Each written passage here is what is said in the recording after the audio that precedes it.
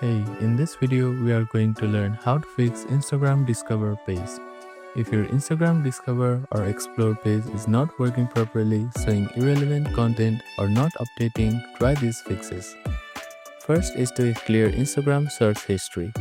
Open Instagram application and go to your profile, which is at the bottom right corner of your screen.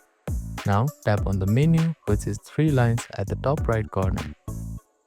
Now you can see your activity option here. Tap on it and scroll down until you see recent searches. And simply click on clear all button, which is at the top right corner of your screen. You can also reset your explore page. Go to your explore page, which is a magnifying glass icon, and tap and hold on the post you don't like. After that, click on not interested button. You can also clear Instagram cache. For Android, go to your settings application and click on Instagram. After that, you can clear cache from there.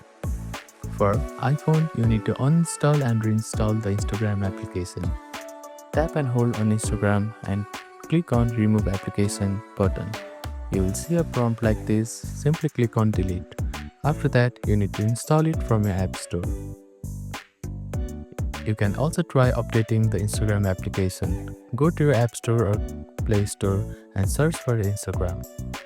After that, tap on Instagram icon and you will see an update button.